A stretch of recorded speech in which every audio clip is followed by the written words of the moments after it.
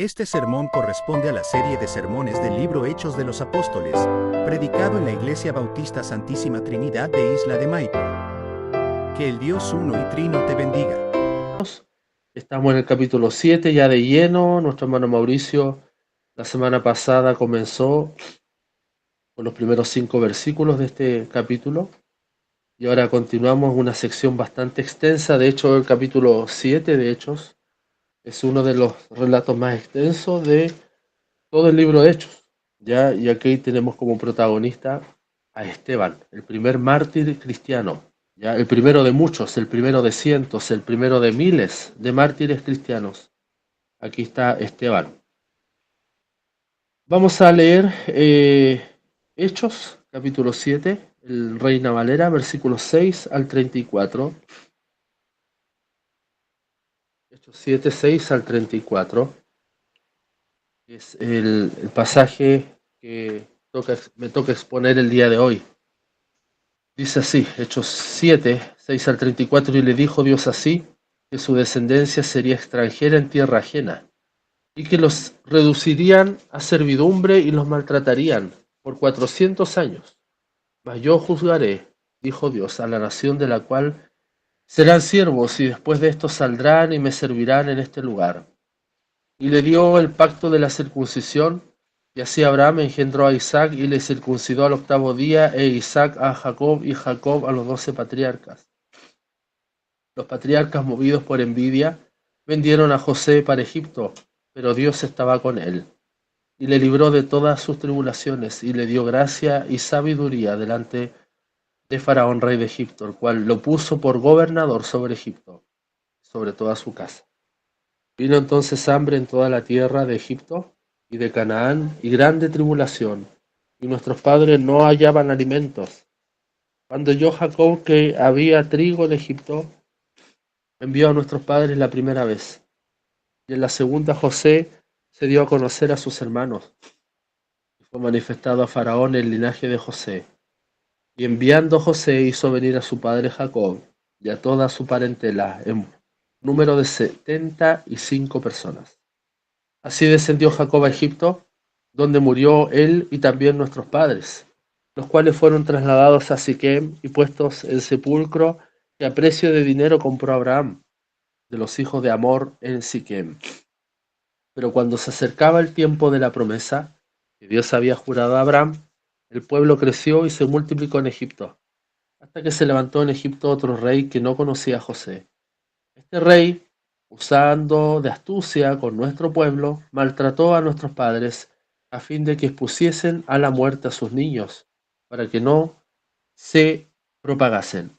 En aquel mismo tiempo nació Moisés y fue agradable a Dios y fue criado 3 meses en casa de su padre. Pero siendo expuesto a la muerte, la hija de Faraón lo recogió y le crió como a hijo suyo. Y fue enseñado Moisés en toda la sabiduría de los egipcios, y era poderoso en sus palabras y obras. Cuando hubo cumplido la edad de 40 años, le vino al corazón el visitar a sus hermanos, los hijos de Israel. Y al ver a uno que era maltratado, lo defendió e hiriendo al egipcio, vengó al oprimido. Pero él pensaba que sus hermanos comprendían que Dios les daría libertad por mano suya, mas ellos no lo habían entendido así. Y al día siguiente se presentó a uno de ellos que reñían y los ponía en paz, diciendo: varones hermanos sois, ¿por qué os maltratáis el uno al otro? Entonces el que maltrataba a su prójimo le rechazó, diciendo: ¿quién te ha puesto por gobernante y juez sobre nosotros? ¿Quieres tú matarme como mataste ayer al egipcio? Y al oír esta palabra Moisés huyó y vivió como extranjero en tierra de Madián, donde engendró 2 hijos. Pasado 40 años, un ángel se le apareció en el desierto del monte Sinaí, en la llama de fuego de una zarza. Entonces Moisés, mirando, se maravilló de la visión, y acercándose para observar, vino a él la voz del Señor: yo soy el Dios de tus padres, el Dios de Abraham, el Dios de Isaac, el Dios de Jacob. Y Moisés, temblando, no se atrevía a mirar. Y le dijo el Señor: quita el calzado de tus pies, porque el lugar en que estás es tierra santa. Ciertamente he visto la aflicción de mi pueblo, que está en Egipto, y he oído su gemido, y he descendido para librarlos. Ahora pues, ven, te enviaré a Egipto. Oremos. Bendito Dios, te damos gracias por este tiempo que nos regalas para estar en esta oportunidad de esta manera, expuestos a tu palabra, palabra santa, palabra verdadera, revelación tuya, Señor, que nos muestra lo importante que significa ser parte de tu pueblo. Señor, lo que nos muestra este relato es el pueblo que es sombra de lo que ha de venir. Y queremos comprender aquello, Señor. No queremos estar fuera de este pueblo. Queremos ser parte de este pueblo que tú has escogido, este pueblo que tú has llamado para ser una nación santa, pueblo adquirido por ti. En el nombre de Jesús. Amén.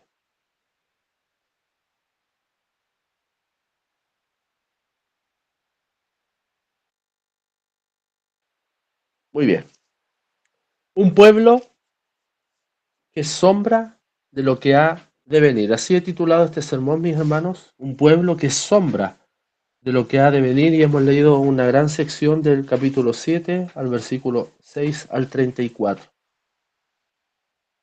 A quienes nos gusta la historia universal, mis hermanos, como es mi caso, ¿ya? O algún evento puntual de connotación histórica, por ejemplo las guerras, o por ejemplo las elecciones, o lo que está pasando en Venezuela en este mismo momento, año 2024, eh, podemos manejar un poco los datos, y los que nos gusta la historia y podemos ya haber desarrollado en el tiempo algún pensamiento histórico, eh, podemos incluso ordenar cronológicamente los eventos. Ya para algunos es más fácil, para otros no. Ya acá no estamos catalogando si es bueno o es malo, simplemente dando cuenta de algunos que los que nos gusta la historia podemos ordenar incluso la historia universal de manera cronológica porque conocemos los eventos puntuales, ¿ya?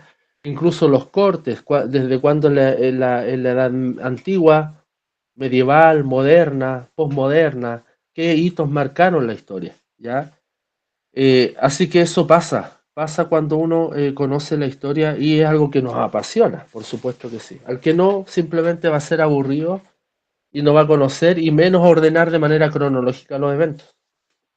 Así que lo importante no es solo los eventos y cómo los ordenamos cronológicamente, mis hermanos. Ya acá en medio nuestro también hay niños, alumnos que también algunos será más simpatizante de las matemáticas o de la historia. Siempre lo ponemos como en antítesis, ¿no? Como que el que es bueno para la matemática no va a ser tan bueno para las letras, ¿ya? Pero el que es bueno para las letras, y eso incluye lenguaje, historia, no va a ser tan bueno para las matemáticas, ¿ya? Esas son como áreas. Lo importante, hermanos, en este entendimiento histórico, ¿ya? Es que siempre hay una interpretación detrás de todos los eventos históricos, ¿ya? ¿Por parte de quién?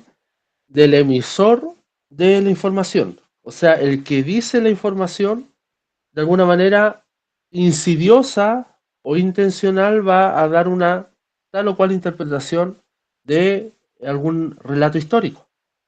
Si usted le pregunta probablemente a un judío sobre el holocausto, le va a decir que el holocausto fue, ellos se van a mostrar como víctimas, que lo fueron por supuesto, más de algunos fue víctima en algún campo de concentración entre el año por lo menos 1935, 1945, cuando ya se libera Europa por parte de los aliados.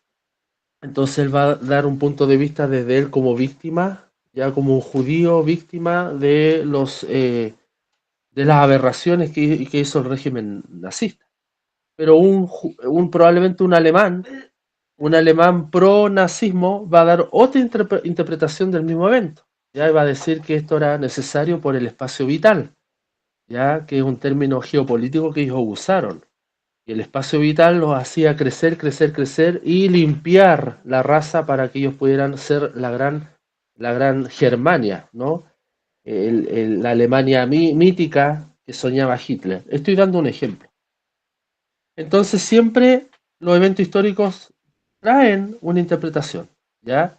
De el que emite la información, el que relata el evento. Pero es interesante que esta interpretación también la hacen aquellos que reciben la información, o sea, los receptores de la información. Yo puedo estar diciendo algo, pero yo puedo estar recepcionando otra interpretación de lo que me está dando a entender el, el emisor de la información. No sé si logran comprender la idea. Yo lo he dicho varias veces, nuestra vida es una vida que está sumida en una hermenéutica. Nosotros todos lo interpretamos, todo. Interpretamos eventos, interpretamos mensajes, interpretamos señales, interpretamos emociones, mensajes no verbales, siempre estamos interpretando. Siempre estamos haciendo una hermenéutica de los eventos. Mi jefe me habrá querido decir algo con esta indirecta, o mi esposa me querrá decir algo con su mirada. Una hermenéutica constante de todas las cosas. Bueno, lo mismo es la historia. Esto mismo, mis hermanos, está ocurriendo con un conocedor por excelencia de la historia de su pueblo, de la historia del Israel bíblico. ¿Quién es este personaje? Esteban. Él está haciendo este mismo ejercicio. Conoce la historia, pero él de manera intencional, de manera premeditada, calculada, teológicamente pensada, está dando una intención con este relato histórico. Porque si se fijan bien, si han leído antes este pasaje de Hechos 7, Esteban no da cada detalle de su historia como nación de Israel. No da cada detalle de la historia de su pueblo. Lo importante también es que los que escuchan conocen la historia de su pueblo, porque los que escuchan son la élite judía religiosa. Por lo tanto, están frente a frente personas que conocen muy bien la historia de su propio pueblo. ¿Ya? Es probable que quienes enseñamos historia, ¿ya? De alguna manera podemos transmitir cierta información y mucha de la persona que escucha no conoce la historia y probablemente diga amén a todo. Pero si escucha a alguien que sabe, dirá, eso está bien, es correcto, o creo que te equivocaste aquí o allá. ¿Ya? Y eso también son los riesgos, ¿no? De cuando uno enseña historia. Así que, de alguna manera, mi hermano Esteban tiene más presión todavía, porque él está dando relatos de su propia nación a gente que conoce relatos de su propia nación, historia de su propia nación. Así que hay una presión extra, ¿ya? Esteban está frente a conocedores de su propia historia. Creemos que en Chile, donde estamos, el país donde vivimos, mucha gente no conoce la historia de su propia nación. Por lo tanto, siempre necesita que alguien le transmita la historia. Y es probable que la gente diga amén a todo, no cuestionando nada, excepto si alguien sabe de la historia de Chile y dirá, lo que usted está diciendo está equivocado. Por estos datos, investigación, el dato que usted da es equivocado, está erróneo, conforme a este otro dato que yo manejo, ¿ven? Entonces, acá, sin duda que Esteban está en un contexto de mucha presión. ¿Ya? Tenemos que situarnos ahí frente a ese contexto, como mirando desde arriba, como Esteban está relatando la historia de su nación a gente que es de la élite religiosa judía, que conoce la escritura, conoce la historia, conoce al dedillo cada detalle de la historia de su nación. Así que hay una valentía extra de Esteban, sin duda que sí. Podría decir mucho más en torno a esto como introducción, pero quiero enfatizar y preguntar, ¿dónde radica la diferencia entre Esteban, que hace este resumen intencional, con datos intencionales, y la élite judía ahí presente? ¿Cuál es la diferencia si ambos conocen la historia? Esteban y la élite judía, ambos conocen. ¿Cuál es la diferencia entonces, mis hermanos? La diferencia está, anótenlo por favor si tienen para anotar, en la interpretación de la historia, en la hermenéutica de esta historia, en la historia de su pueblo. No estamos hablando de historia universal, o historia de los pueblos orientales, o la historia de los mayas, o la historia de Chile precolombino, o de la colonia, no, no, no. La historia de su pueblo. La diferencia radica en la interpretación de la historia de su pueblo. Lo que conoce la élite judía y religiosa, ojo con esto, y aquí está el objetivo de este sermón, lo que ellos conocen, mis hermanos, es La sombra. La sombra. ¿Cuál era el título? Un pueblo que sombra de lo que ha de venir. Lo que conoce la élite judía es la sombra. Mientras que Esteban, quien interpreta de manera distinta porque él está en Cristo, muestra lo que ha de venir, el pueblo que ha de venir. Vamos al pasaje, mis hermanos, Hechos 7, versículos 6 y 7.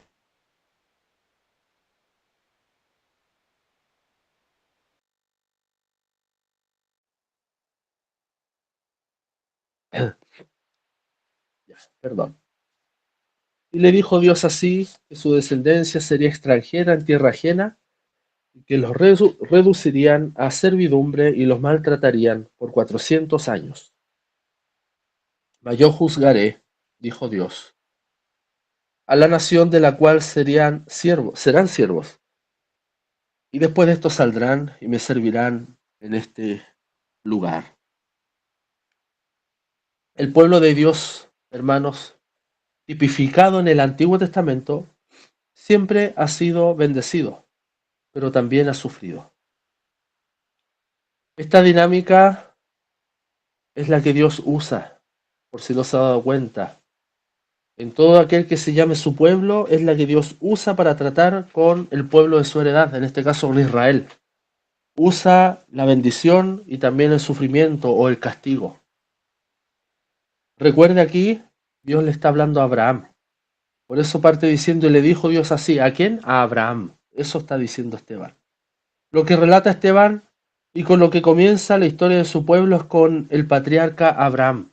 No parte antes, sino parte de donde la fórmula que ellos repetían una y otra vez, los judíos, el Dios de Abraham, Isaac y Jacob, tu padre Abraham, Isaac y Jacob, siempre era esa fórmula patriarcal.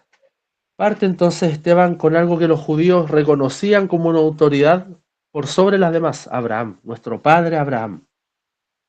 Comienza así la historia de su pueblo. A Abraham Dios entrega una profecía sobre un pueblo que aún es una idea en la mente de Dios. Y Abraham solo está recibiendo esta información, pero él no ve nada concreto. Él es un hombre viejo. Lo puede leer ahí en Génesis 12. Podemos ir ahí, de hecho, Génesis 12. Abraham es un hombre viejo. No tenía esperanza de hijos, pero a él se le dice de que recibiría heredad. Génesis 12:7. Y apareció Jehová a Abraham, fíjense, sin H intercalada porque todavía no sé el nombre del pacto en sí, y le dijo, a tu descendencia daré esta tierra, y edificó allí un altar a Jehová, quien le había aparecido. Abraham es de una tierra pagana, de Ur, una tierra politeísta, pagana, pero de ahí Dios lo llama. Es difícil decir que Abraham es un judío de pura cepa porque era un pagano. Y de una tierra que no era Palestina como conocemos hoy en día, era de una tierra probablemente hacia Irán o Siria, o más allá incluso, Irak. De ahí viene Abraham. Así que Dios le entrega una profecía a Abraham diciendo de que de él vendría una descendencia muy numerosa. Este pueblo que nacerá de sus entrañas, mis hermanos, y de su simiente sería extranjera en tierra ajena, y que los reducirían a servidumbre, y los maltratarían por 400 años. Génesis 15, 13 y 14. Génesis 15, 13 y 14, entonces Jehová dijo a Abraham, ten por cierto que tu descendencia morará en tierra ajena y será esclava allí. Miren qué tremendo, hermano, esto ocurre siglos antes de que esto ocurriera, por supuesto. Y será esclava allí y serán oprimidas por 400 años. Versículo 14, mas también a la nación a la cual servirán, juzgaré yo. Y después de esto saldrán con gran riqueza. ¿Alguno puede poner en duda este relato? ¿Alguno puede dudar de lo que Dios le dijo a Abraham y que no se cumplió después? Pues bien, este pueblo que nacerá de sus entrañas, que aún no nace en Abraham porque Abraham todavía no tiene hijo, pero ya Dios está diciendo, este pueblo que será numeroso, sufrirá en tierra extranjera por 400 años. ¿A qué se refiere con esto? Lo vamos a ir viendo, se refiere cuando el pueblo llega a Egipto y sufren la esclavitud y el maltrato por más de 400 años. Y ahí tenemos entonces a otro personaje importante en la historia del pueblo de Israel, que es Moisés. Así que este pueblo, ya dije, el trato de Dios con su pueblo en el Antiguo Testamento es siempre de bendición, pero también de sufrimiento, de castigo, de disciplina. Y eso no ha sido distinto, mis hermanos, hoy en día con el pueblo de Dios. Así que serán extranjeros en tierra ajena, reducirán a servidumbre a sus hombres, a sus mujeres, a sus niños, los maltratarían por 400 años. No olvidemos esto, mis hermanos, porque esta misma dinámica de bendición y sufrimiento, o castigo y disciplina, que pueden ser incluso sinónimos de una misma cosa, ha ocurrido por cientos de años con el pueblo de Dios. Lo hemos visto a lo largo de la historia de la iglesia, y quizás con esto ya estoy respondiendo un poco la segunda parte del título, el pueblo que ha de venir. El pueblo que es sombra y el pueblo que ha de venir. Pues bien, aquí estamos hablando de la sombra de lo que ha de venir, el pueblo de Israel.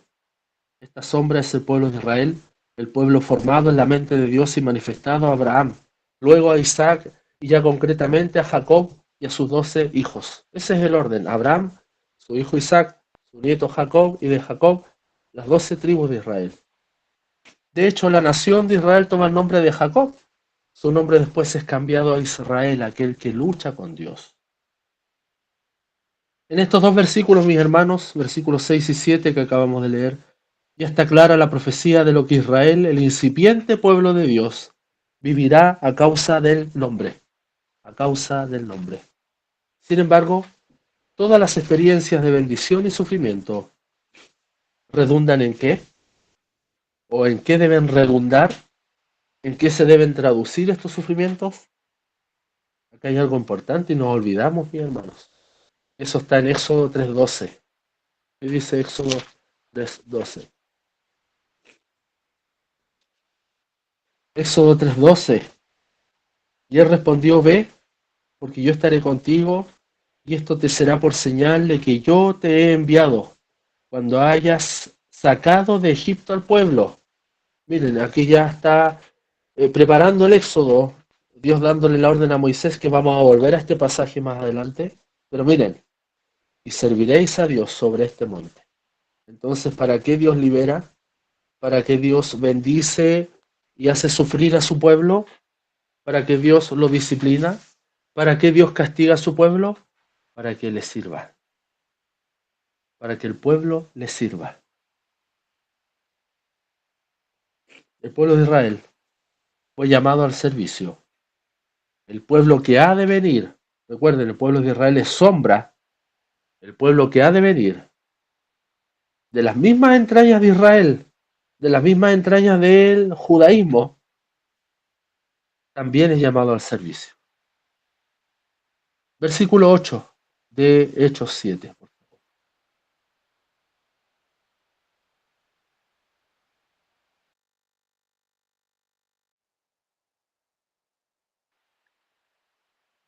Y le dio el pacto de la circuncisión, y así Abraham engendró a Isaac, y le circuncidó al 8º día, e Isaac a Jacob, y Jacob a los 12 patriarcas. Miren el resumen de cientos de años en un versículo.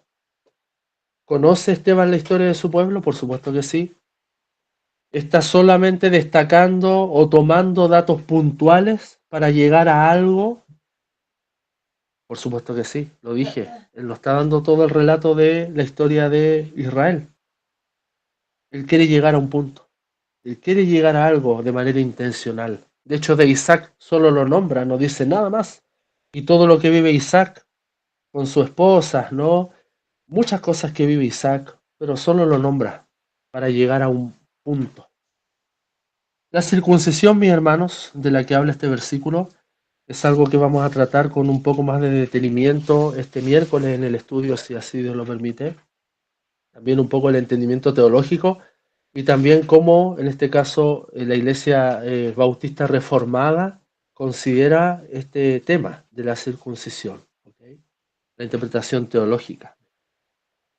La circuncisión fue señal del pacto informada y teniendo que ser cumplida por Abraham y sus descendientes. La circuncisión, como voy a explicarlo el miércoles, tiene que ver con cortar del miembro del hombre una parte, ¿ya? Y esa era señal del pacto. Eso debía hacer Abraham y sus descendientes. Incluso hasta el día de hoy, mis hermanos, ya los israelíes y judíos, ¿por qué nombro la diferencia? Porque hay una diferencia. Una cosa es ser israelí, porque nació en Israel y de hecho ya no se llaman israelitas, se llaman israelíes, pero no necesariamente son judíos, porque el judío es alguien que practica y tiene una cultura religiosa. Ahora hay israelíes que son tanto más incrédulos que cualquiera que no es de que cualquiera de otra nación. ¿Me explico? Como decir chileno, pero es distinto ser chileno cristiano, chileno evangélico, ellos son israelíes. Muy bien, entonces hasta el día de hoy ellos practican, sobre todo los judíos, practican la circuncisión. Algunos lo hacen por temas de salud, incluso no siendo judíos o israelíes, pero lo practican por temas de salud, ya temas de limpieza, ¿sí? Por infecciones, etcétera, pero la cuestión es que lo hacen, o sea, es un rito que se hace hasta el día de hoy. Así como los casados, mis hermanos, acá va un ejemplo concreto. Miren, tenemos, los que pueden ver, tenemos esta señal del pacto. El anillo de matrimonio es símbolo de nuestro pacto sagrado. Y la Iglesia Católica, y creo que no podríamos pensar distinto a aquello, cuando para nosotros no es un sacramento, pero el matrimonio es sagrado. Podría ser considerado un sacramento. Pero miren, el anillo que portamos los que somos casados es símbolo del pacto. Ya por eso no lo podemos esconder, para que nadie vea que soy casado, sino es un símbolo. ¿Ya? Lo mismo en la circuncisión, es símbolo del pacto. Así lo fue la circuncisión para el pueblo de Esteban y para el pueblo de los judíos que están ahí escuchando. Ellos saben de qué está hablando Esteban. Así que como expliqué, vamos a ver un poco más de qué trata la circuncisión y cuál es su entendimiento teológico. ¿Okay? Versículos 9 al 12.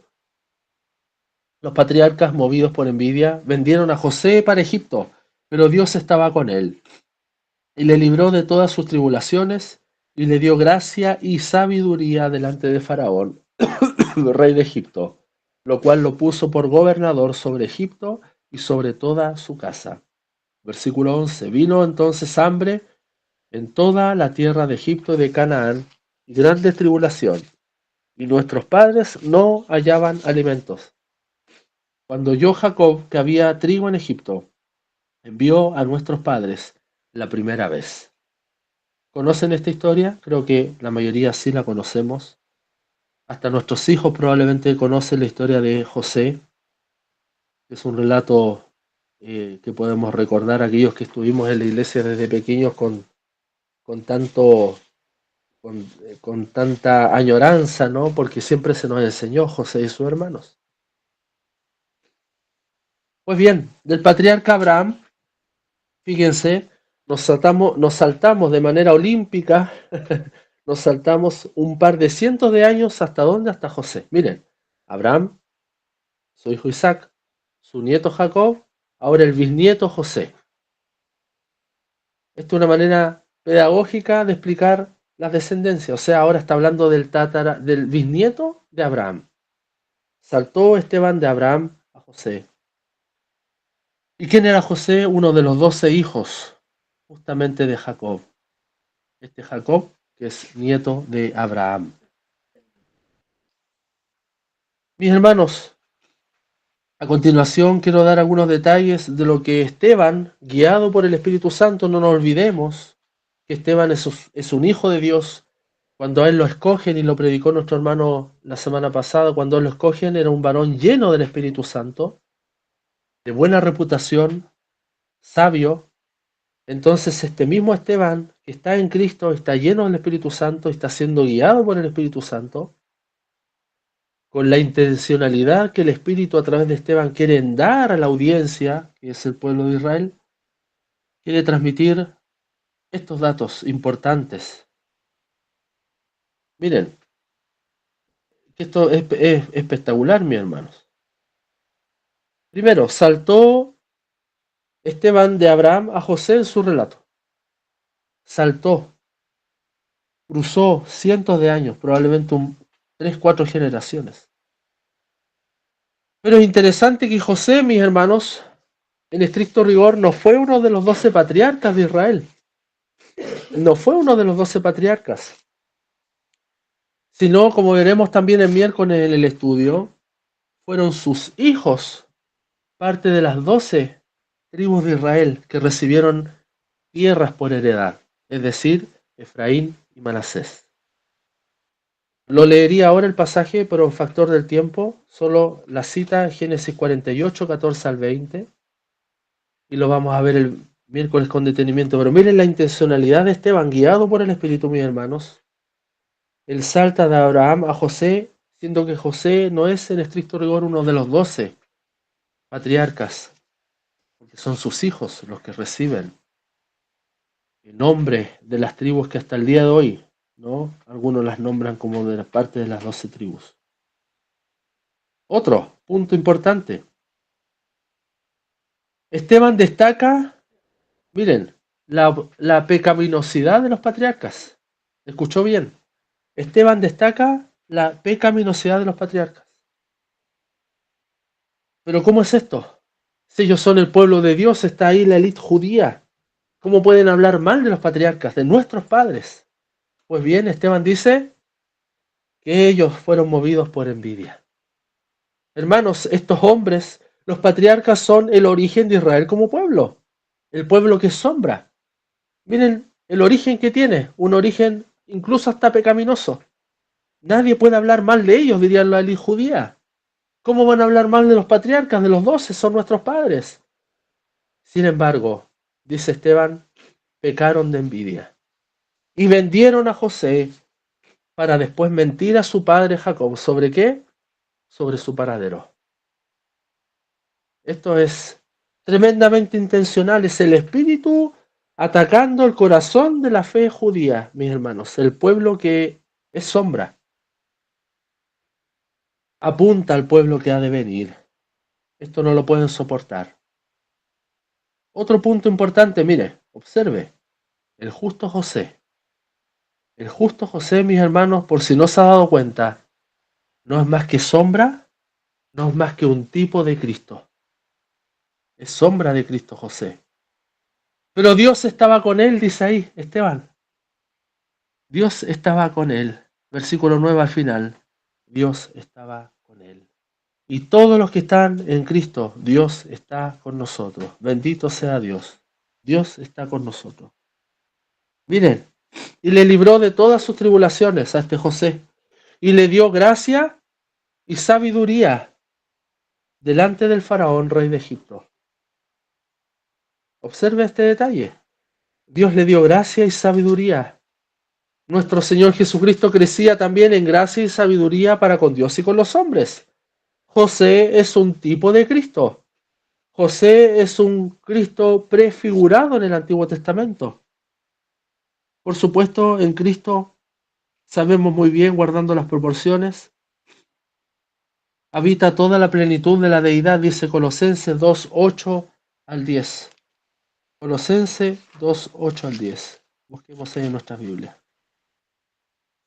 Colosenses 2, 8 al 10. Mira, que nadie os engañe por medio de filosofías y huecas sutilezas, según las tradiciones de los hombres, conforme a los rudimentos del mundo, y no según Cristo, porque en él habita corporalmente toda la plenitud de la deidad. Y vosotros estáis completos en él, que es la cabeza de todo principado y potestad. Amén. Este es Cristo. Así como José fue puesto sobre la casa del faraón y sobre toda la casa de Israel, fue puesto sobre cabeza, sobre autoridad. Miren, ahora Cristo es cabeza, al ser la plenitud de toda la deidad, es cabeza de la iglesia. Hermanos, lo que prefigura el pueblo de Israel es sombra de lo que ha de venir. Ahora los que estamos en el verdadero José, somos el verdadero pueblo de Dios. El cumplimiento de lo que ha de venir. Y era necesario que padeciera mucho más, en este caso Cristo, siendo un cumplimiento del verdadero José, era necesario que Cristo padeciera mucho más y más profundo que José. José sufrió, lo vemos ahí, padeció, sufrió injustamente, fue acusado injustamente, fue puesto preso injustamente, pero era necesario que nuestro Cristo padeciera mucho más y más profundo que José. ¿Saben por qué? Porque Cristo es nuestro vicario. Eso significa que Él es nuestro representante. Él es cabeza de todos los que estamos en Él. José está representando a su pueblo, el que es sombra, el pueblo de Israel. José es cabeza de ese pueblo. Mientras que Cristo, hermanos, está ahora representando a este pueblo, la iglesia, que es lo que ha de venir, el pueblo que ha de venir. Hermanos, este es el pueblo que ha de venir, la iglesia. Jesucristo es nuestro sumo sacerdote. Aleluya. Otro punto importante de lo que está diciendo Esteban. José, al igual que Cristo, Dios lo puso como gobernador, no solo de un reino pagano como Egipto. Ahí dice al final de Génesis, José fue puesto como segundo al mando, a cargo de toda la casa del faraón. Y aparte de eso, fue puesto también como cabeza de su pueblo que viene, producto del hambre que hay. Lo vamos a ver en unos minutos más. Vemos que José es puesto también por sobre su propio pueblo.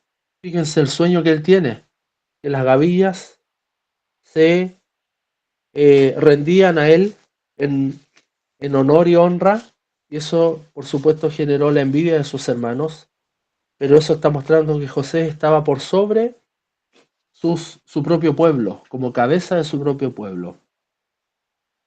Pero observe este detalle, mis hermanos. Cristo también es cabeza de su pueblo, yo diría de todos los pueblos y todas las naciones, pero este pueblo lo rechazó, lo maltrató, lo vendió en la persona de Judá. ¿Qué dice Salmo 2?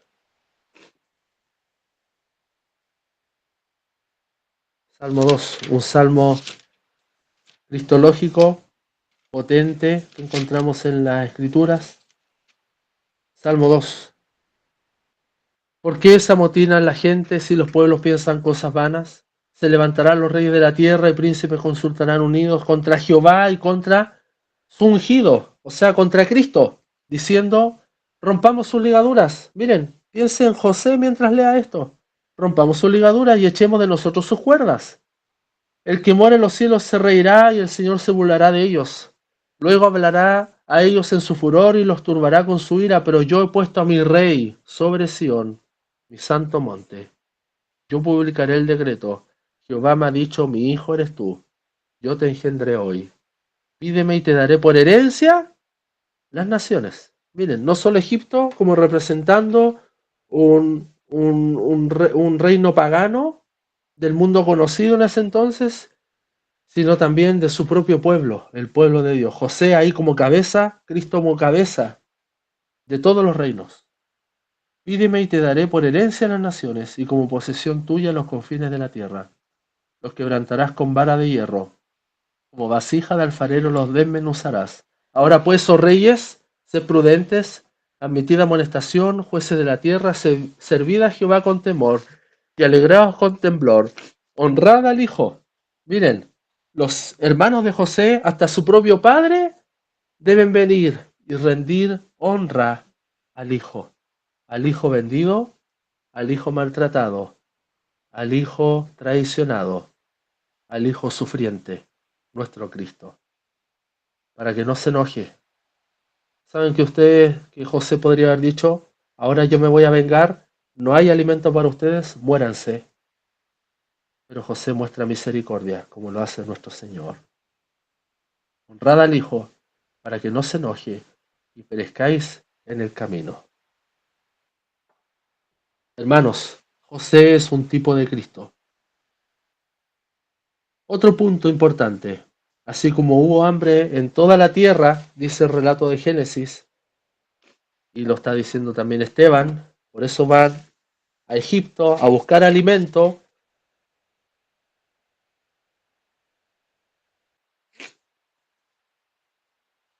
En el contexto de José y su familia y Egipto, miren qué interesante aquí.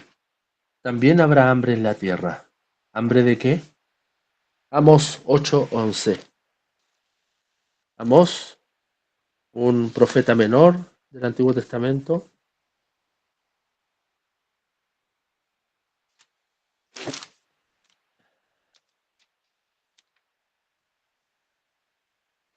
Amós 8:11 dice así: He aquí vienen días, dice Jehová el Señor, en los cuales enviaré hambre a la tierra. Escuche bien, mi hermano. No hambre de pan, ni sed de agua, sino de oír la palabra de Jehová. Versículo 12, irán errantes de mar a mar, desde el norte hasta el oriente, discurrirán buscando palabra de Jehová y no la hallarán. Por supuesto, algunos creen que esto tiene un cumplimiento escatológico, pero también podemos pensar de que hoy en día parte de esto se está cumpliendo. Hay hambre, hay una búsqueda de la humanidad, de lo trascendente, de lo espiritual, solo que están buscando en lugares equivocados. Están cavando en lugares equivocados, están cavando cisternas rotas y no están buscando el agua de vida. Nuestro deber, mis hermanos, como pueblo de Dios, es predicar y anunciar las virtudes de aquel que es agua de vida. Hermanos, Israel es sombra. El pueblo, la iglesia de Cristo, es el pueblo que ha de venir. Habrá hambre en la tierra, no de pan, no de agua como en el contexto de Israel, yendo a Egipto por hambre, y José mostrando misericordia, sino que habrá hambre, que será aún peor, un hambre de la palabra de Dios, y tristemente no la hallarán. Por último, mis hermanos, otro de los puntos importantes de lo que nos está relatando Esteban, miren, de toda lengua, tribu y nación, vendrán al mejor y único José. Ya no es su familia que representan al Israel naciente, son más o menos 70 personas que llegan ahí a Egipto en busca de alimento, con Jacob ya viejo. Ya no es Israel y Egipto que está siendo ayudada por José en estos tremendos graneros de alimentos, despensas. Ya no son ellos. Ahora vendrá de toda lengua, tribu y nación. Vendrán al mejor y único José, al Santo de los Santos, al Cordero de Dios que es digno de alabanza, adoración y honra. Amén. Mateo 8:11. Mateo 8:11. Dice así: y os digo que vendrán muchos, observe, del oriente y del occidente, y se sentarán con Abraham e Isaac y Jacob en el reino de los cielos. Amén. Vendrán muchos al mejor y único José. Volvamos al pasaje de Hechos 7, versículos 13 al 16. 13 al 16. Y en la segunda José se dio a conocer a sus hermanos y fue manifestado a Faraón el linaje de José. Y enviando José hizo venir a su padre Jacob y a toda su parentela, el número de 75 personas, Así descendió Jacob a Egipto, donde murió él y también nuestros padres, los cuales fueron trasladados a Siquem y puestos en el sepulcro que a precio de dinero compró Abraham de los hijos de Amor en Siquem. Estos detalles históricos, mis hermanos, están descritos tal cual en los capítulos finales de Génesis. Puede leerlo usted ahí en su casa. Esteban realmente conoce las escrituras del Antiguo Testamento, las conoce muy bien. Y el pueblo que está recibiendo, los judíos de la élite judía, conocen muy bien al detalle cada relato de su pueblo. Así fue, tal como se describe. Son eventos históricos, palpables en un tiempo, espacio, personas determinadas. Esto no es un invento, no es abstracto, es real. Pero recuerde, Esteban, siendo guiado por el Espíritu, está poniendo intencionalidad al interpretar estos eventos históricos para apuntar a algo, al pueblo que ha de venir, al pueblo que es cuerpo de la cabeza que es Cristo, el verdadero José, el verdadero Abraham. De la simiente de Abraham vendrá uno, es nuestro Señor. ¿Tiene alguna duda de cuál es este pueblo que ha de venir? Este pueblo es la iglesia. Es la iglesia. Nosotros somos la iglesia. No importa si somos una iglesia de 10 personas o de 10.000 personas o de 400 personas, es la iglesia, el cuerpo místico de Cristo.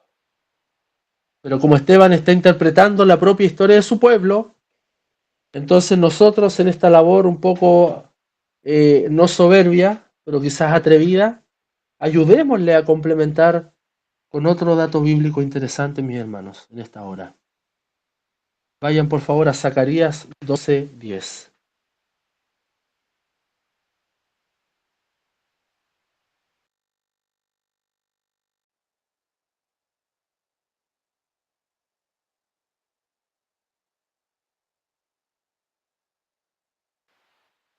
Zacarías, profeta menor, uno de los libros más grandes de los profetas menores.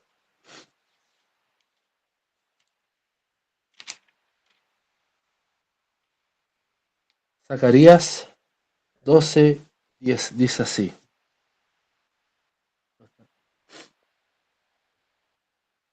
Y derramaré sobre la casa de David y sobre los moradores de Jerusalén espíritu de gracia y de oración.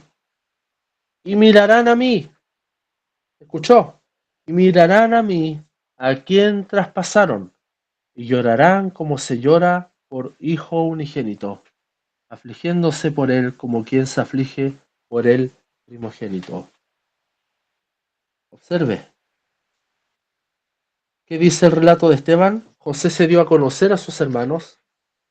Aquí nos muestra cómo Esteban está interpretando también esta historia y nosotros queremos complementar esta muestra leyendo Zacarías 12:10 porque Jesús se ha manifestado y al manifestarse dice y mirarán a mí, al que ha traspasado y llorarán.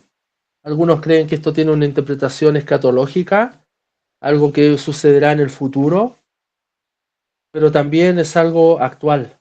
Yo me inclino por esta posición, que todo aquel que mira al que traspasaron, ¿sí? Nuestro Señor Jesucristo, el Señor se manifestará y dará un espíritu de oración, un espíritu de gracia.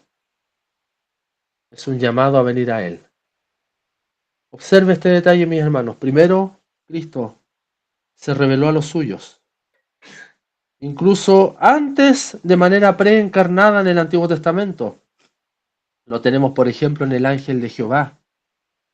Ahí se mostró nuestro Señor.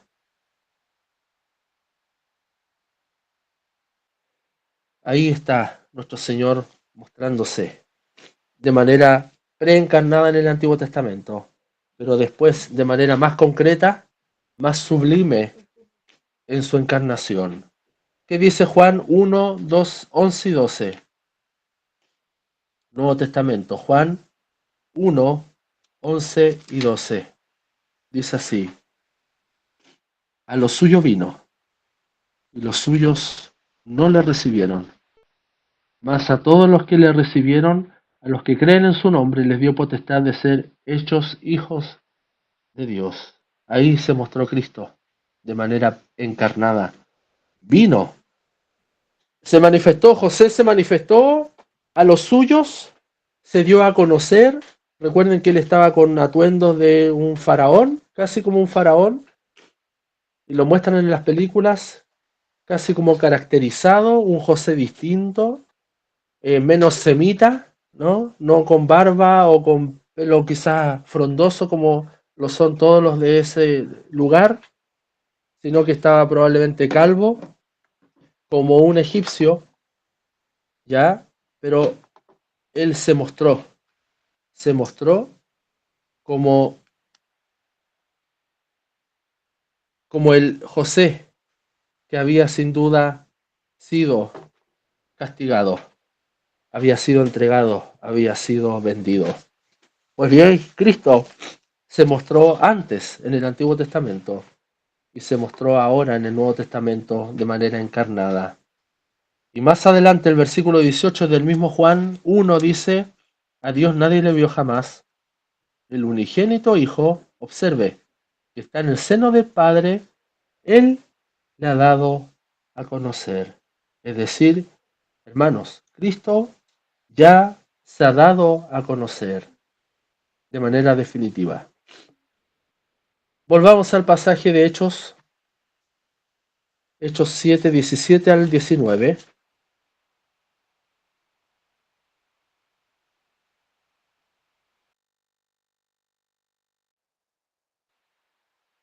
Pero cuando se acercaba el tiempo de la promesa que Dios había jurado a Abraham, el pueblo creció y se multiplicó en Egipto, hasta que se levantó en Egipto otro rey que no conocía a José. Este rey, usando de astucia con nuestro pueblo, maltrató a nuestros padres, a fin de que expusiesen a la muerte a sus niños, para que no se propagasen. El contexto del cumplimiento de este hecho está en Éxodo capítulo 1, mis hermanos. Vamos rápidamente. Éxodo, segundo libro de la Biblia, Éxodo capítulo 1, versículos 7 al 14, dice así en Reina Valera. 7 al 14. Y los hijos de Israel fructificaron y se multiplicaron y fueron aumentados y fortalecidos en extremo, y se llenó de ellos la tierra. Entre tanto se levantó sobre Egipto un nuevo rey que no conocía a José, y dijo a su pueblo, he aquí, el pueblo de los hijos de Israel es mayor y más fuerte que nosotros. Ahora pues, seamos sabios para con él, para que no se multiplique y acontezca que, viniendo guerra, él también se una a nuestros enemigos y pelee contra nosotros y se vaya de la tierra. Entonces pusieron sobre ellos comisarios de tributos que los molestasen con sus cargas, y edificaron para Faraón las ciudades de almacenaje, Pitón y Ramesés. Pero cuanto más los oprimían, tanto más se multiplicaban y crecían, de manera que los egipcios temían a los hijos de Israel. Los egipcios hicieron servir a los hijos de Israel con dureza, y amargaron su vida con dura servidumbre, en hacer barro y ladrillo, y en toda labor del campo y en todo su servicio, el cual los obligaban con rigor. Ese es el contexto, mis hermanos. Un relato real, concreto y muy claro de lo que estaba viviendo el pueblo de Israel. Ya aquí han transcurrido más de 400 años desde que José recibe a su familia en Egipto, les da de comer por el hambre que hay en la tierra, y ahí se establecen en Egipto hasta que aparece un faraón que no conoce a este pueblo o el origen de este pueblo, o no conocía a José, dice el texto, y ahora los reducen a servidumbre porque eran muchos y se multiplicaban cada día. Dios está cumpliendo, mis hermanos, en el tiempo exacto lo dicho siglos atrás a Abraham. O sea, aquí en esta generación estamos hablando de los tatara nietos de Abraham, que están ahí en Egipto. Esto nos debe dar temor, hermanos, porque vemos a un Dios que cumple sus promesas y está en control providente de nuestra historia. ¿Escuchó bien? Esto debe darnos temor, porque estamos ante un Dios que cumple sus promesas y está en control providente de nuestra historia. El detalle de la cantidad impresionante de niños que el faraón mandó a matar no lo tenemos, pero deben haber sido cientos, si no miles de niños que mataron. Suponemos el gran dolor en medio del cumplimiento del decreto divino. Es algo que cuesta entender. Están los misterios de Dios, cómo Dios permite una matanza a tal punto, pero es la voluntad de Dios. Lo que sí podemos ver, mis hermanos, de manera teológica, es en esta matanza el cumplimiento del primer evangelio que describe la Biblia. Génesis 3.15, por favor. El protoevangelio. Génesis 3.15 dice: y pondré enemistad entre ti y la mujer, y entre tu simiente y la simiente suya. Esta te herirá en la cabeza, y tú le herirás en el calcañar. Mateo 2, 13 al 18. Mateo 2, 13 al 18. Dice así: después que partieron ellos, he aquí, un ángel del Señor apareció en sueños a José y dijo: levántate y toma al niño y a su madre, y huye a Egipto, y permanece allá hasta que yo te diga, porque acontecerá que Herodes buscará al niño para matarlo. Y él, despertando, tomó de noche al niño y a su madre y se fue a Egipto. Y estuvo allá hasta la muerte de Herodes, para que se cumpliese lo que dijo el Señor por medio del profeta cuando dijo: de Egipto llamé a mi hijo. Herodes entonces, cuando se vio burlado por los magos, se enojó mucho y mandó a matar a todos los niños menores de 2 años que había en Belén y en todos sus alrededores, conforme al tiempo que había inquirido de los magos. Entonces se cumplió lo que fue dicho por el profeta Jeremías, cuando dijo: voz fue oída en Ramá, grande lamentación, lloro y gemido, Raquel que llora a sus hijos, y no quiso ser consolada, porque perecieron. Observe, acá hay un entendimiento teológico de la matanza de los niños. Está relatando Esteban también con un propósito esto que está diciendo, al dar este detalle, dice el versículo 19, al fin de que expusiesen a la muerte a sus niños para que no se propagasen. Porque vemos que ya en el primer evangelio está la intención divina de que va a haber una guerra entre la simiente de la mujer y la simiente de Satanás. Los de la simiente de Satanás, como el faraón, como Herodes, que parecieran que fueran gemelos, en el propósito de matar a los niños, es de destruir la simiente. Por un lado, en el Antiguo Testamento, de todos los niños muertos, sobrevive Moisés, y en el Nuevo Testamento, de todos los niños muertos, sobrevive Jesús. Acá hay un propósito, hermanos. Recuerde, Esteban está dando un relato absolutamente histórico-teológico. Tiene una intención de mostrar al pueblo que está ahí, el pueblo que sombra todavía y se queda en sus sombras, porque no quieren interpretar la historia a la luz de Cristo.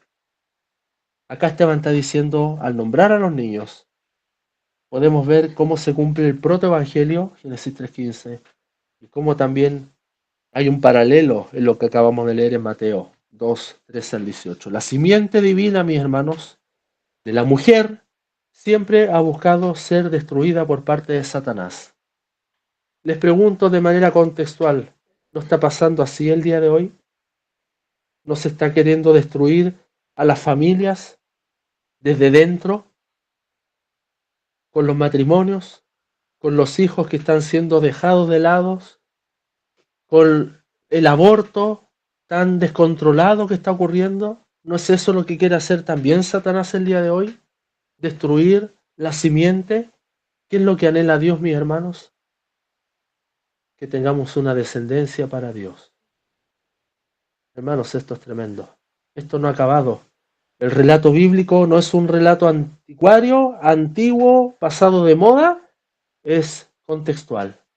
Esto sigue pasando y Satanás está atacando a las familias. Que Dios nos libre. Está atacando incluso a las familias del pueblo que ha de venir, que es de la iglesia. Y si como iglesia no estamos atentos a las artimañas del enemigo, nuestras familias serán destruidas por descuido, por falta de la piedad y la adoración familiar, y porque nuestros hijos no están recibiendo de nuestra propia boca el Evangelio que los puede salvar. Volvamos al relato de Hechos 7. Damos gracias a Dios por este relato extenso. Me estoy deshidratando, pero vamos bien. Vamos, Hechos 7, versículos 20 al 24, dice así: en aquel mismo tiempo nació Moisés, y fue agradable a Dios, y fue criado 3 meses en casa de su padre. Pero siendo expuesto a la muerte, la hija de Faraón le recogió y le crió como un hijo suyo. Y fue enseñado Moisés en toda la sabiduría de los egipcios, y era poderoso en sus palabras y obras. Cuando hubo cumplido la edad de 40 años, le vino al corazón el visitar a sus hermanos, los hijos de Israel. Y al ver a uno que era maltratado, lo defendió e hiriendo al egipcio, vengó al oprimido. Creo que la mejor explicación de estos versículos, mis hermanos, porque este es un relato histórico, con una intencionalidad teológica, cristológica, es ir a Hebreos. Por favor, Hebreos 11. Creo que aquí está la respuesta de lo que nos quiere decir el Espíritu Santo por medio de Esteban. Hebreos 11. Mire lo que habla de Moisés. Hebreos 11, 23 al 26. Yo les pregunto antes de leer, mis hermanos, no miren su Biblia todavía. ¿Por qué escondieron a Moisés sus padres? Mire lo que dice Hebreos 11, 23 al 26. Por la fe, Moisés, cuando nació, fue escondido por sus padres. ¿Cuánto tiempo? 3 meses. ¿Por qué lo escondieron? ¿Por temor? ¿Por miedo? ¿Por terror? Lo escondieron por fe.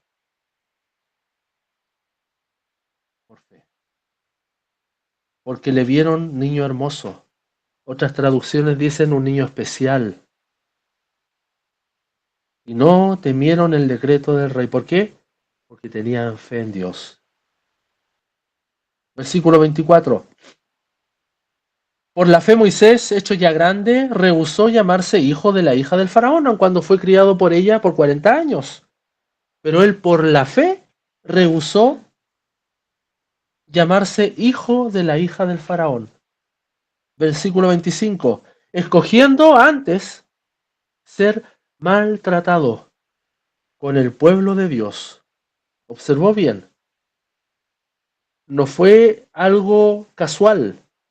No fue lo que le tocó vivir a Moisés, sino que por la fe que Dios puso en él escogió antes ser maltratado con el pueblo de Dios que gozar de los deleites temporales del pecado. Ahí nos muestra el pecado como sinónimo de lo que es Faraón y todo lo que eso implica, el palacio, la vida, los deleites. 26. Teniendo por mayores riquezas el vituperio de Cristo que los tesoros de los egipcios, porque tenía puesta, ¿dónde? La mirada en el galardón. Bendito sea Dios, mis hermanos, por la fe. Por la fe.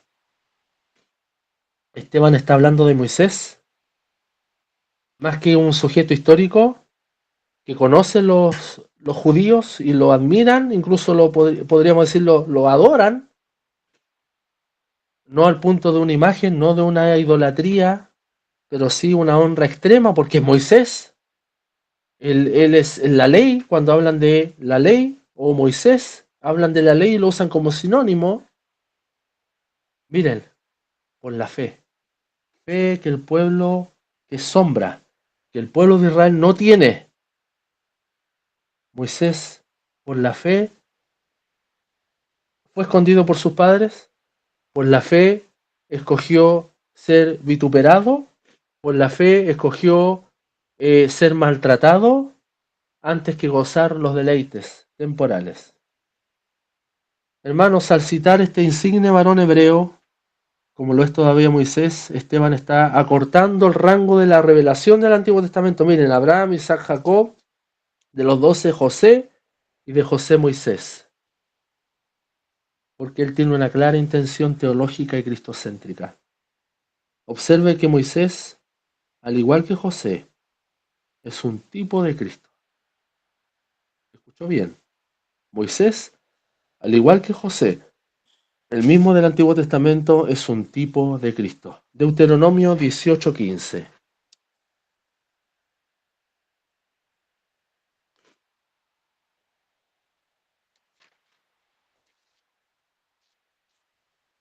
Dice así Deuteronomio 18:15. Profeta de en medio de ti, de tus hermanos, como yo, te levantará Jehová tu Dios. A él oiréis. ¿Quién es este profeta de en medio de ti? Nació en la nación judía de la tribu de Judá. ¿Quién es ese? Es Jesús. Ese es Jesús, el profeta de en medio de ti, de los hermanos. Él es el hermano mayor, Cristo. Te levantará Jehová. Mire, dice, como yo, hermano como yo, como Moisés, dice así, te levantará Jehová tu Dios. A él oiréis. Es necesario, replicando un poco lo que dice Juan el Bautista, está diciendo Moisés que yo mengüe para que él crezca. A él oigan, a él oigan. Hechos 7, volvemos al pasaje central, Hechos 7, 25 al 29, ya va quedando muy poco, mi hermano. Hechos 7, 25 al 29, pero él pensaba que sus hermanos comprendían que Dios le daría libertad por mano suya, mas ellos no lo habían entendido así. Y al día siguiente se presentó a uno de ellos que reñían y los ponían en paz, diciendo, varones hermanos sois, ¿por qué os maltratáis el uno al otro? Entonces el que maltrataba a su prójimo le rechazó, diciendo, ¿quién te ha puesto por gobernante y juez sobre nosotros? ¿Quieres tú matarme, como mataste ayer al egipcio? Al oír esta palabra, Moisés huyó y vivió como extranjero en tierra de Madián, donde engendró 2 hijos. Relato histórico, casi de manera textual, todo lo que está diciendo Éxodo capítulo 1. La pregunta es, ¿por qué huyó Moisés después de que alguien le dice, ¿quieres matar al egipcio, matarme como lo mataste ayer? Volvamos a Hebreos 11, mis hermanos. Aquí está la respuesta. Hebreos 11,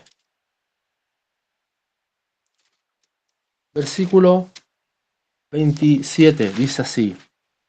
Por la fe dejó Egipto. Ahí está la respuesta.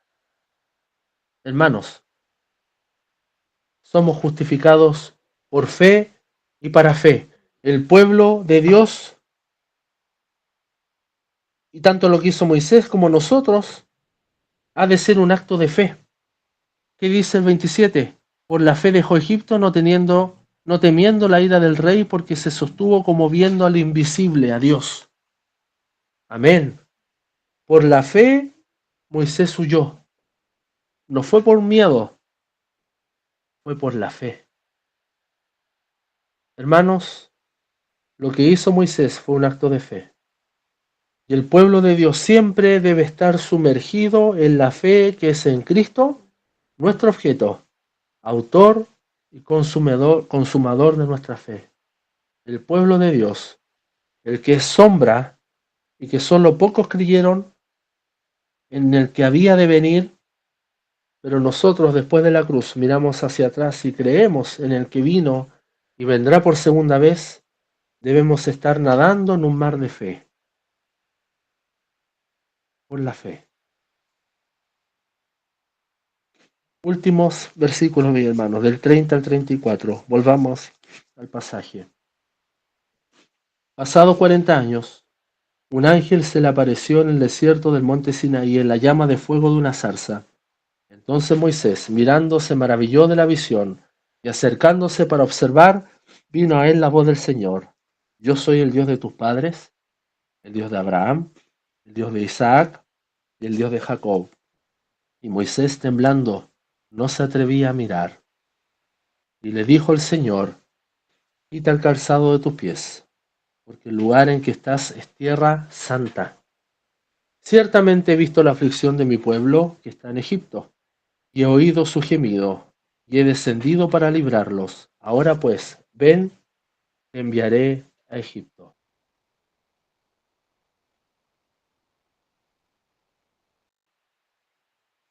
Hermanos, en la sección final de este pasaje histórico, pero que a la vez tiene una intencionalidad teológica por parte de Esteban y del Espíritu Santo hacia la audiencia judía, que siguen siendo el pueblo que sombra, pero ahora también Esteban, que es parte del pueblo que ha de venir, nos quiere relatar. Dios y su Espíritu a través de Esteban desean transmitir primero al pueblo judío y ahora a la iglesia. ¿Cuál es el mensaje en estos versículos? Miren, que Dios, Él es el verdadero Dios, uno y trino, trino y uno. Vamos a Éxodo 3 para maravillarnos por un momento en cómo Dios se muestra como un Dios trino y uno. Esa es la fe, mis hermanos. Esa es la médula de nuestra creencia como cristianos. Lo declaramos en el credo de los apóstoles. Éxodo 3, versículos 1 en adelante. Observe. Éxodo 3. Apacentando Moisés las ovejas de Jetro, su suegro, sacerdote de Madián, llevó las ovejas a través del desierto. Recuerden, han pasado 40 años y 40 años más que él estuvo en el desierto. O sea, ya Moisés tenía 80 años cuando Dios lo llama. Y llegó hasta Horeb, monte de Dios. Versículo 2. Atento. Y se le apareció el ángel de Jehová en una llama de fuego en medio de la zarza. ¿Vio bien lo que dice el texto? Y se le apareció el ángel de Jehová. Y dijimos que el ángel de Jehová, conforme a todo el entendimiento y la gran cantidad de eruditos y estudiosos de la Biblia, maestros y pastores, todos llegan a la conclusión y llegamos a la conclusión que el ángel de Jehová es Cristo preencarnado. Miren, se le apareció el ángel de Jehová, ¿dónde? En una llama de fuego, en medio de una zarza. Observe esto, es el ángel de Jehová en medio de la llama, en la zarza. Y él miró y vio que la zarza ardía en fuego. ¿Quién miró? Moisés. Mira esta zarza y está ahí el ángel de Jehová, que es Cristo preencarnado, y la zarza no se consumía. Versículo 3. Entonces Moisés dijo, iré yo ahora y veré esta grande visión. ¿Por qué causa la zarza no se quema? Versículo 4. Viendo Jehová que él iba a ver, observe ese detalle. Viendo Jehová que él iba a ver, ¿desde dónde está Jehová? Arriba. Viendo Jehová que él iba a ver, está siendo Jehová un espectador de este evento que él mismo está propiciando. Viendo Jehová que él iba a ver, lo llamó Dios de en medio de la zarza. Ahí está Cristo. Bendito Dios. Y dijo Moisés, Moisés. Y él respondió, heme aquí. Miren, el Padre viendo que va Moisés en medio de la zarza, Cristo preencarnado en el ángel de Jehová. Ahora Moisés responde, heme aquí. Versículo 5, y dijo, no te acerques, quita tu calzado de tus pies, porque el lugar en que tú estás es tierra santa, el Espíritu Santo, santificando todo. Así como santificaban los utensilios, santificaban a los sacerdotes, las ropas, los elementos, los instrumentos, los lugares, nuestras vidas, el Espíritu Santo estando allí, santificando aquel lugar. Hermanos, para terminar este relato, lo que quiere mostrar Esteban, y esto continúa, lo veremos la próxima semana, es mostrar que nosotros creemos que el pueblo que ha de venir no cree en un Dios, en un monoteísmo a secas. Es un Dios en tres personas, Padre, Hijo y Espíritu Santo. El pueblo que sombra no lo quiere ver. Para ellos Cristo no ha venido. Para ellos Cristo todavía está arriba, Todavía lo están esperando y el Espíritu Santo es una manifestación más, pero no es Dios Espíritu, hermanos. Para concluir, que comprendamos que el pueblo del Antiguo Testamento es sombra de lo que ha de venir a partir del Nuevo Testamento, que es la iglesia. Por eso podemos establecer que ya en el Antiguo Testamento es la iglesia prefigurada. Está ahí la iglesia incipiente, prefigurada, la congregación, la asamblea prefigurada. Este pueblo es la iglesia. Primera de Pedro 2, 9 y 10 dice así. Primera de Pedro 2, 9 y 10. Mas vosotros sois linaje escogido, real sacerdocio, nación santa, pueblo adquirido por Dios, para que anunciéis las virtudes de aquel que os llamó de las tinieblas a su luz admirable. Vosotros, observe, vosotros que en otro tiempo no erais pueblo, pero que ahora sois pueblo de Dios. Amén. Que en otro tiempo no habíais alcanzado misericordia, como sí la alcanzó Israel, pero éste rechazó a Cristo, pero ahora habéis alcanzado misericordia por medio de Cristo. Hermano y amigo que escucha, ¿eres parte de este pueblo? ¿Eres un ciudadano de este pueblo celestial? ¿O eres un apátrida? ¿No tienes nación? ¿No tienes pueblo? Y si es así, ¿estás desterrado? ¿Qué te impide venir a ser parte del pueblo de Dios? Eso solamente se obtiene por la fe que es en Cristo y el verdadero arrepentimiento de nuestros pecados para ser parte de esta nación santa, pueblo adquirido por Dios. Oremos. Gracias por acompañarnos en esta entrega. Si quieres saber más de nosotros, no dudes en buscarnos en nuestras redes sociales. Que el Dios Uno y Trino te bendiga.